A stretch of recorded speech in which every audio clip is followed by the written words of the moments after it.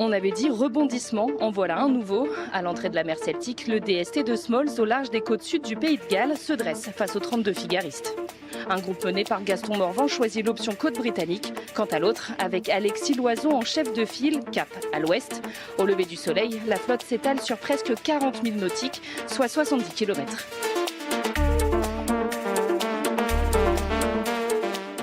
Conséquence, au-delà d'un rayon de 12 km autour d'un Figaro, plus de réception AIS. Cette technologie qui permet de savoir où sont positionnés ses adversaires.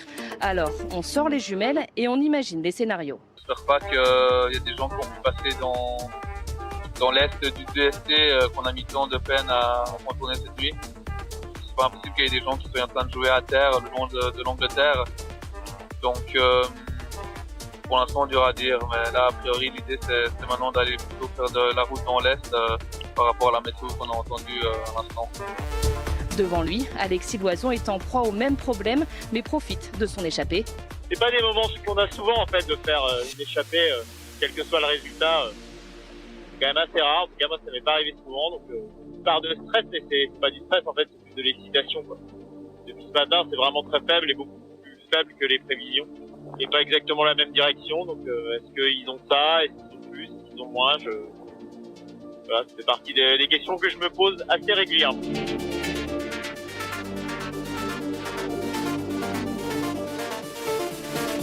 Les retardataires d'hier sont les leaders d'aujourd'hui, mais pour combien de temps? Au classement de 16 heures, les écarts s'amenuisent et les routages ne font que le confirmer. Pas de favoritisme entre les deux groupes pour l'instant. Ce soir, un autre choix de route se présentera avec le DST des Scilly au large de Land's End. Rien n'est encore écrit pour savoir qui terminera vainqueur à l'arrivée dans l'autre Finistère.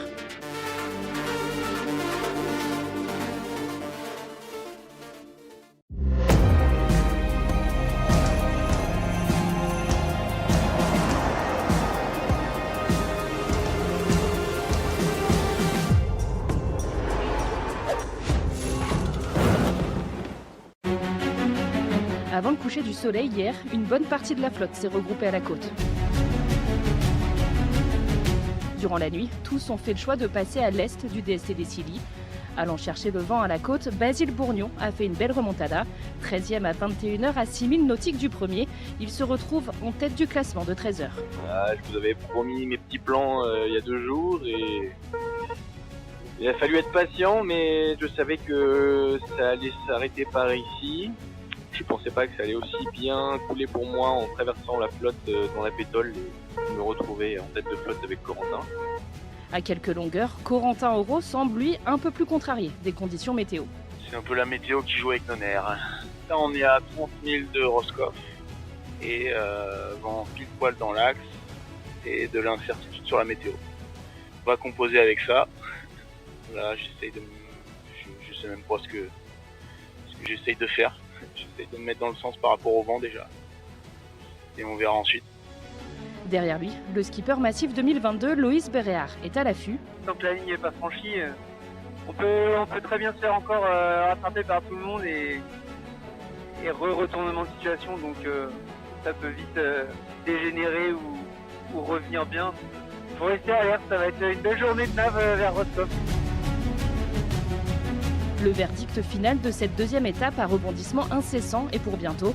Les skippers sont attendus dans la soirée à Roscoff en baie de Morlaix. Dur d'être plus précis au vu de la météo.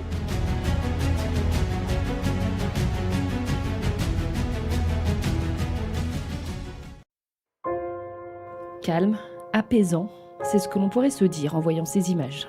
Et pourtant, se joue devant nos yeux le dénouement de cette deuxième étape de la solitaire du Figaro-Paprec.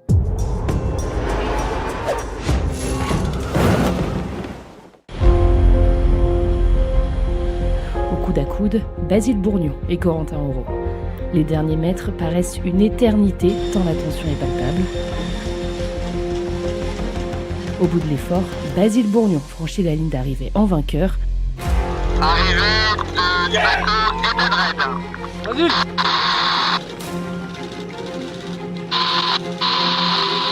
À 17h59 minutes et 44 secondes. 17h59 minutes et 44 secondes pour Edelred.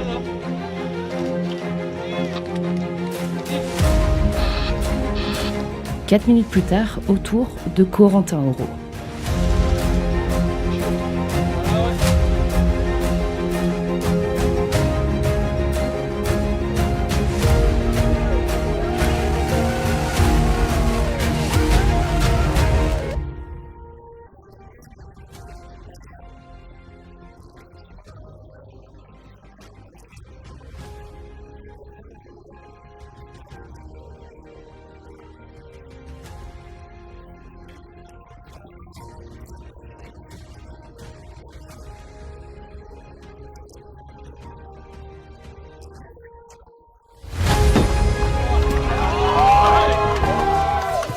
J'aurais bien gagné l'étape.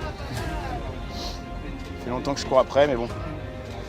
Il a été meilleur, donc voilà, bravo à lui. Et puis c'est cool, du coup, je pense qu'on est dans les deux au général, il n'y a pas énormément de temps, donc on va se la mettre sur la 3e. Loïs Béréard monte lui sur la 3e marche du podium. J'en ai bavé sur cette course et encore sur cette étape, et c'est vraiment une course ingrate, c'est une course de la ligne d'arrivée, quoi. C'est vraiment la ligne d'arrivée, et tant que la ligne d'arrivée n'est pas franchie, il peut tout se passer, donc il faut rester hyper concentré et se donner à fond tout le temps. C'est pour ça qu'elle est dure en fait.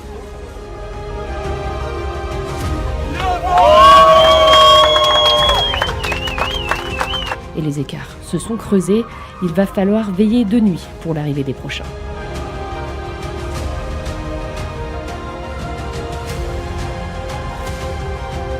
Dans la nuit roscovite, Benoît Tudury, premier bisu de cette étape, arrive au ponton.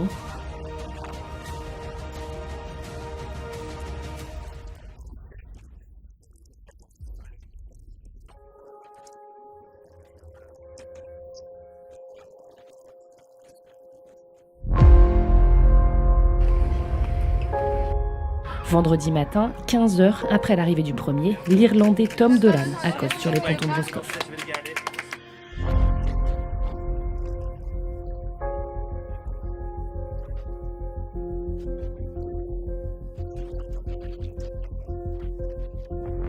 Des écarts énormes, de la fatigue, parfois de la déception. Mais c'est aussi ça, la solitaire du Figaro Paprec.